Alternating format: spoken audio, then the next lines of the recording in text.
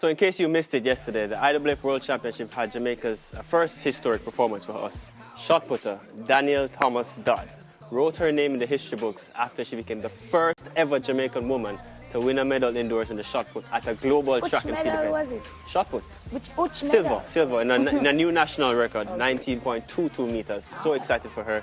And her husband Shane, congratulations to you both. And to put the cherry on top, as I said, Thomas Dodd smashed her own national indoor record. So it's a great performance, second best in the world behind gold medalist Anita Martin, who at the last World Championship outdoors knocked Thomas Dodd off the podium in her last throw. So it was great to see. Phenomenal. Yeah, and for us as a nation, we're looking at where we go after Usain Bolt. This is the direction. Nice. Kimberly Williams just won silver in the triple jump as well. So great performance at the IWF World Championships. Wonderful. Track and field is still alive for us. Yeah. All right. This has been a debate for quite a while. Men and Aki. You can now eat your Aki in peace. No prostate cancer. Chase Research reveals. Wow, that's nice.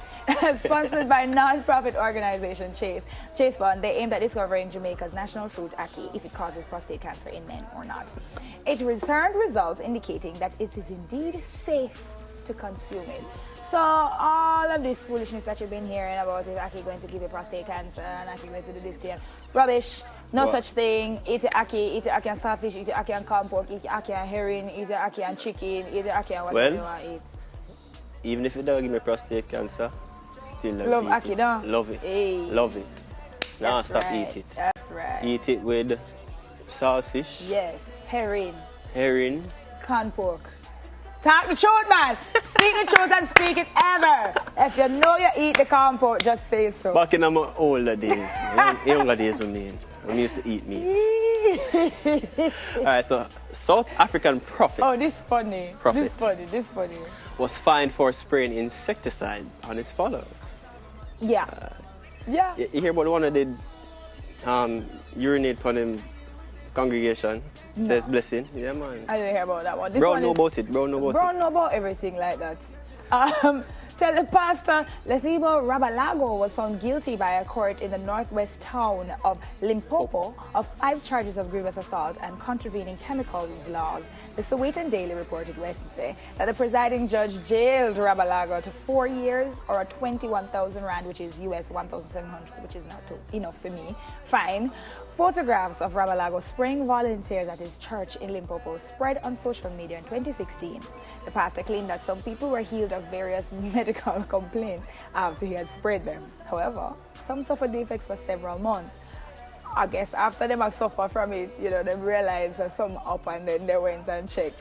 This man out of order, So you, let me ask a question. Okay. No, see the question come here now, the relevant question. Yeah.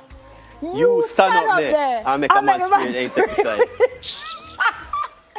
you really deserve stand up and say, okay, this man is a man of God. So the fact that he's using insecticide becomes spray me in my head. Like it's air spray or makeup setting spray. I'm just going to sit here and take it. It must be mad. No, guys, come on. There is a fine line between...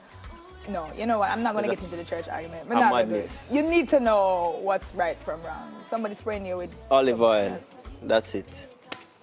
You don't even need that. Yeah, but if you use that, at least it's like a nourish your skin, Anyway, that's it for the trending topics this morning. More to come on Weekend Smart. Don't go nowhere. Insecticide.